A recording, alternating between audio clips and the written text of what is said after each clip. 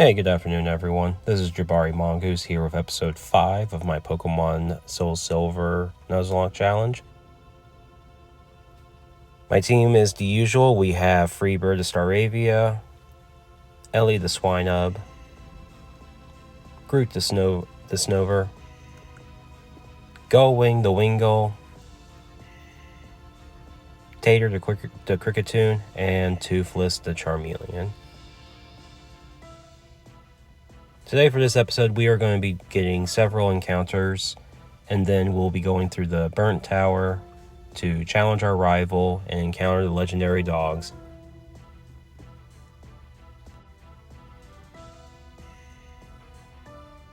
And then we'll also be challenging Morty for our 4th gym badge. Before getting encounters, I decide to help the Kimono Girl and to get the TM Surf. I honestly couldn't remember at the time if Wingull can learn Surf yet, but it turns out it won't be until it's a Pelipper.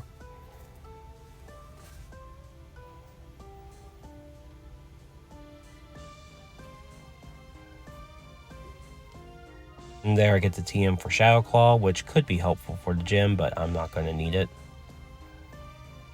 I get the TM for Strength, and then I decide to use my Ol Rod to get my encounter here.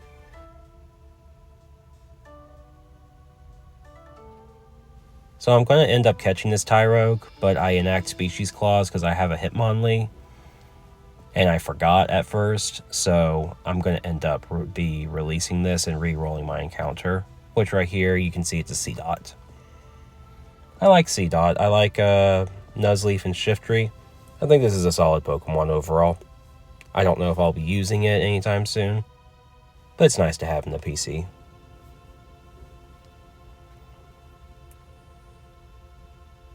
And I decided to call her Dippin' Dot. And here we're going to get our Mount Mortar encounter. I already have a Wingull, so that's Species Clause. And my encounter here is a Shellos. This is a good encounter. When Shellos becomes a Gastrodon, it's a water ground typing, which is fantastic. Only weakness is grass. So I immediately snatch it up. And this nickname is an inside joke between me and my wife, but I call it Schlug.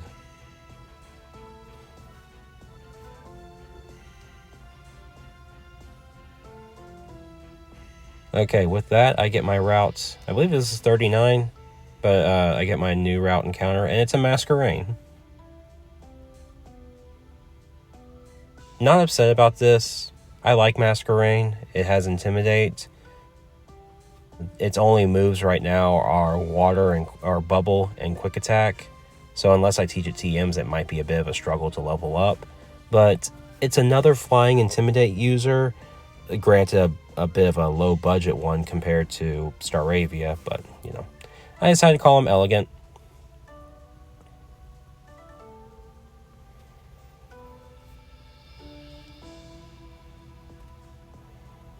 And after I heal up, it's now time for me to go to the Burn Tower. And real quick, I release the Tyrogue, again, because Species Clause.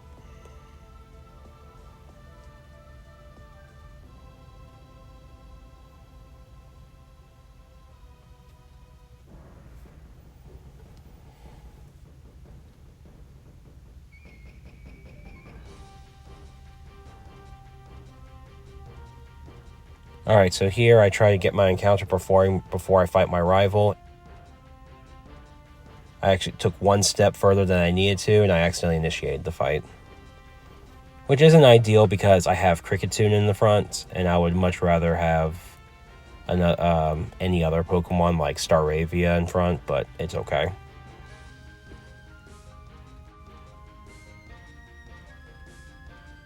I knew this fight would be more difficult than the last time I fought him, mainly because he has Kadabra, which Cricketune can easily one-shot, but the problem now is we have a Magnemite to deal with, and originally I was able to just cheese Staravia using U-turn on the Kadabra, but I can't do that now because Staravia, if Staravia is ever in, he's just going to bring out the Magnemite for type advantage.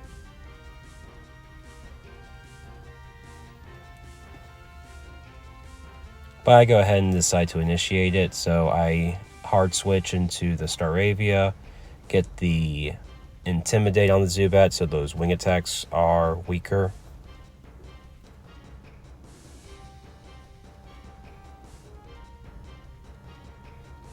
And after a few trading wing attacks, Joey's Zubat goes down.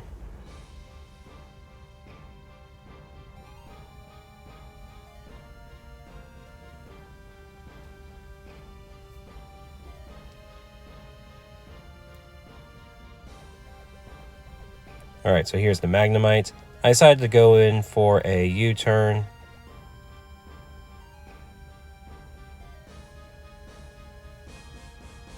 And I believe, yeah, I bring in Ellie. Because I was predicting like a Thunder Wave or a Thunder Shock kind of move. And then Mudball gets the one-shot, so good job, Ellie.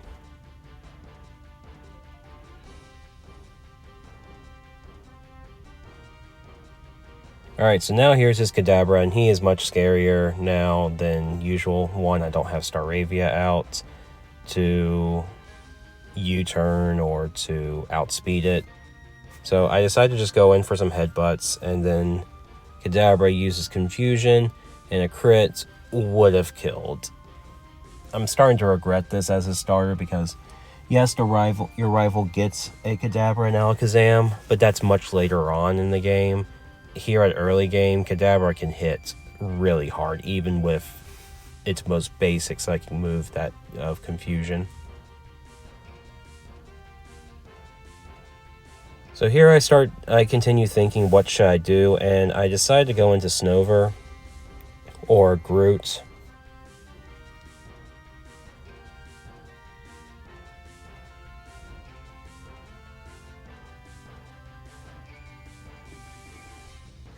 So I decided to go with Groot because he's probably a little bit more bulky, and Confusion is a 3-shot on Groot if I don't get critted. But Hail will kill on the next turn, so I decided to switch into Kricketune.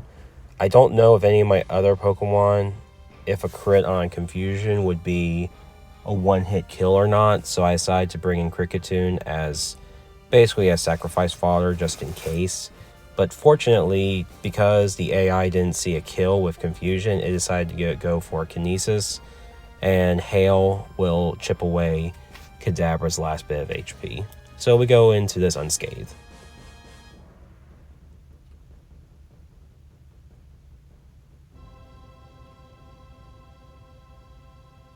And now I get my encounter, which is a female Nidoran. I'm okay with this. I like Nidoqueen.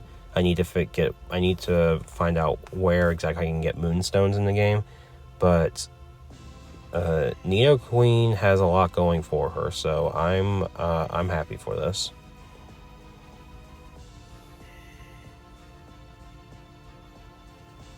And I decided to call her Nibbles.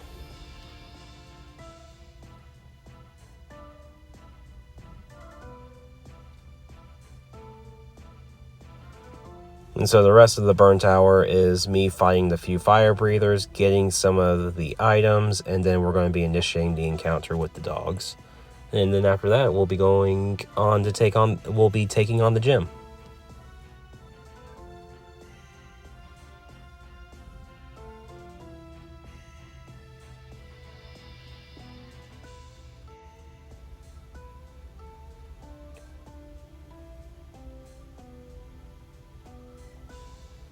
If people ever take a moment to look at the item finder on my game, it may look like I'm having trouble using it. It's because, again, this is on my phone. I don't have a stylus that works for my phone, so I'm using my fat thumbs, and sometimes it gets in the way of where the item's at, so I really start struggling a little bit there.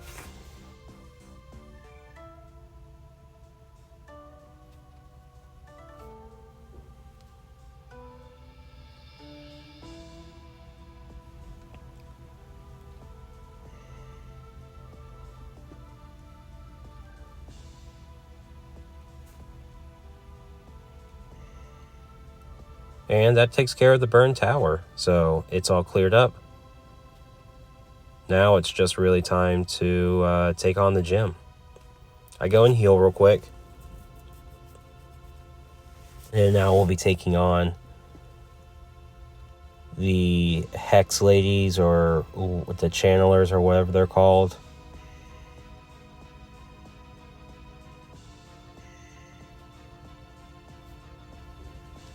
Since we're talking about ghosts and stuff, I like watching horror movies every once in a while, and I've been really into some older Japanese horror movies. One of my favorite movies of all time is The Grudge. It really creeps me out, and I think it's the original Ju-on Grudge movies are just fantastic. I really like the director's style of storytelling. I'm also a huge fan of Ring. And I also am watching The Slit Mouth Woman. I'm watching it on YouTube, and it's interesting. I don't know how I feel about it, but it does have those creepy vibes that I'm into with certain J-horrors.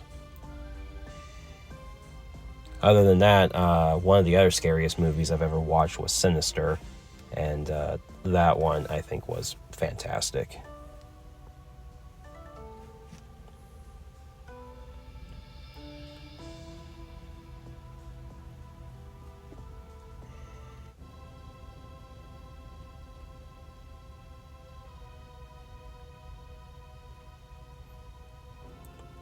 So even though the ghost types in this gym are really not that hard, I have to be careful about Pokemon using Curse and then potentially mean looking afterwards. So it's a good thing I swapped out Wingull, because I don't think I would have been able to.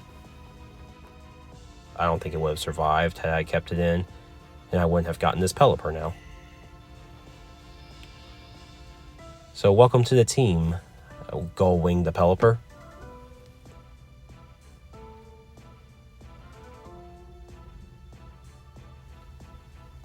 Alright, now it's time for us to go fight Morty. So, the important Pokemon on my team is Staravia, Freebird, and Katie the Skitty. I prepared Skitty because Skitty I put in the daycare, and I took it out when it hit level 25. And I taught Skitty Payback. I thought I would know like Feint Attack or something before then, but I think that's after 25.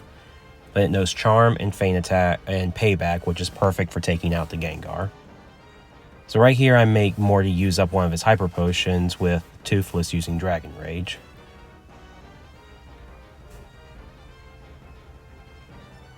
And really my plan is just to spam Dragon Rage until the Gengar comes out. Which is going to be right now immediately. I'm not going to go up against any Haunters or anything. So I decide to stay in until I get put to sleep. And I get hit with a Sucker Punch, and I use a Dragon Rage, which uses up Gengar Citrus Berry. Now here, I was a little afraid that Shadow Ball could kill, especially if it crit. So I decide to hard switch into Freebird.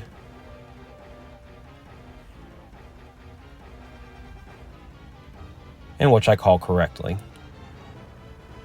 Unfortunately, I don't have any Chesto Berries because I'm still growing them.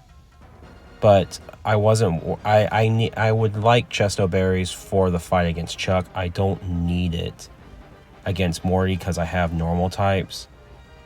Because, see, he puts me to sleep, and so all I'm doing now is spamming Double Team. Now he uses Mean Look first. That's his first move. That's his fourth move.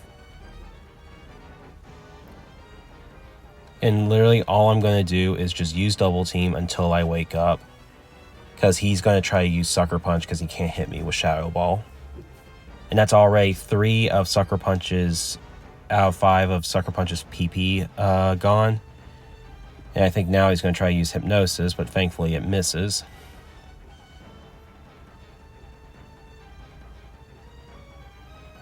I think right here I didn't know if Morty was going to heal or not, but it's literally just keep spamming wing attack until I fall asleep, and then double teaming while I am asleep. And so we get the KO. So now all we have is Morty's Haunters left.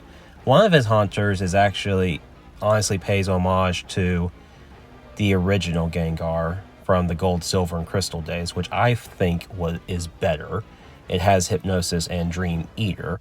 And I kind of wish that Morty had that over, like, Sucker Punch. Because with the Hypnosis and Dream Eater, it covers a lot more things and doesn't get easily PP stalled by just normal Pokemon.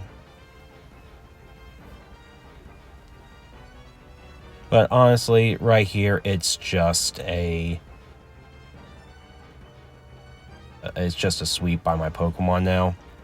And I did get cursed by the first Haunter, and this one I believe is the Hypnosis and Dream Eater one, so it's trying to trap me in so I could get cursed and slowly die. But thankfully I had U-turn, or maybe that the other one was, I don't remember.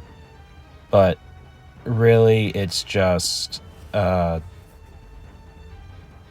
probably should have used Dragon Rage, but I just went for the Ember. Thankfully, I critted, because I actually don't think the Ember would have killed at that range on that Haunter.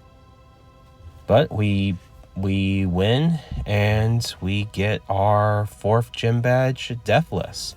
So still rocking 1 death from my Combi on a sacrifice switch from the first gym. And I do a little bit of a save here because then on my next little recording session for this episode is later in the day, and I decide to tackle the next 2 routes in order to get to Olivine City.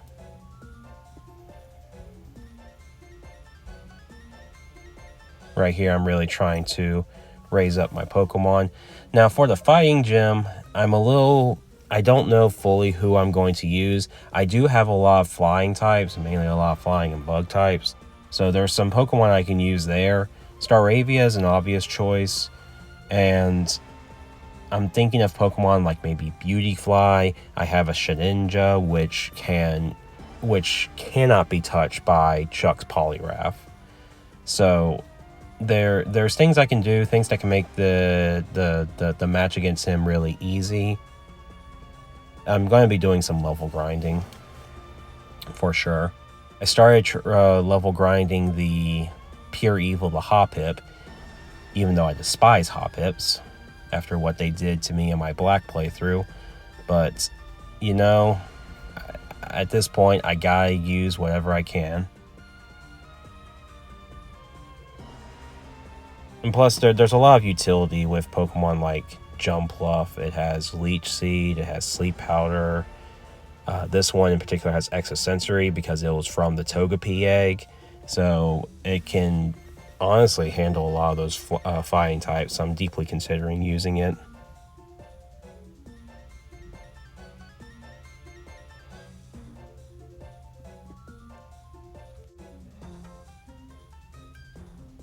Cricketune, or Tater the Cricketune, is just consistently my Psychic Killer in this playthrough. I love it.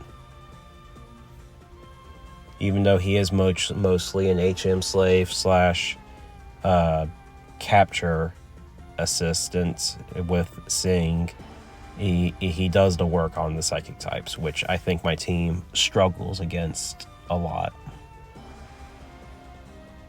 It would be nice to get some Dark types or maybe some Steel types that resist it. I believe I caught a Steel type recently. I'll have to look in the box. I can't remember off the top of my head.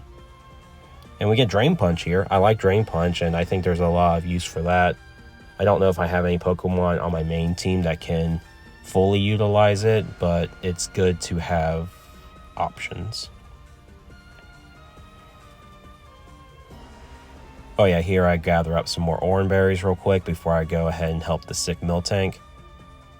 This Miltank requires 7 Oran Berries to make healthy again. And then once you get that, you get some items, you get some Pokeball cases, which I'm not doing anything with, but it's just nice to have. I like to just sort of complete side quests and stuff in my Nuzlockes.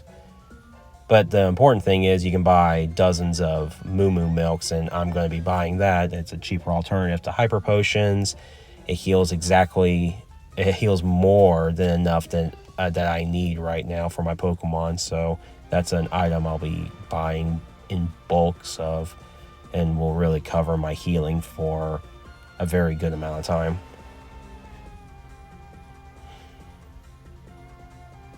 Yep, so I got all the stuff there, just a little completionist in me, and then now it's time to fight the last bit of trainers, and we'll also get an encounter here as well on the route just before Olivine City. I get rid of Slash because I already know Cut, and basically Tater just needs a bug type move, and I'm going to keep Sing on him for a little bit longer because a lot of the wild encounters right now in this game I'm going to be very high, like over leveled for, because again the overall level in this region is just not that high when it comes to trainers and wild Pokemon.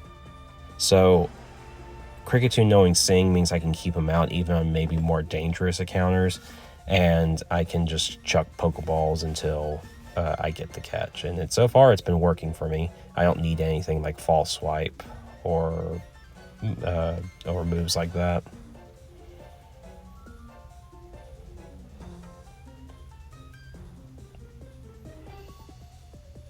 I don't know if I'm going to record me going through the lighthouse because honestly, it should be pretty easy. The only story worth is just to initiate the quest to get the secret potion.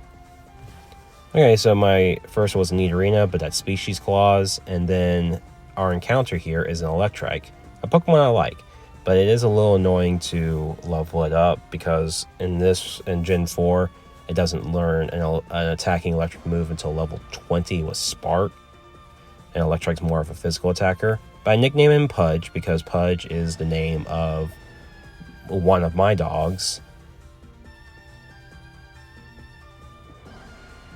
I like naming Pokemon after my pets. Okay, so here, this is where I actually do get the Shedinja. So I went to the Pokeathlon Dome to count that as my Shedinja encounter.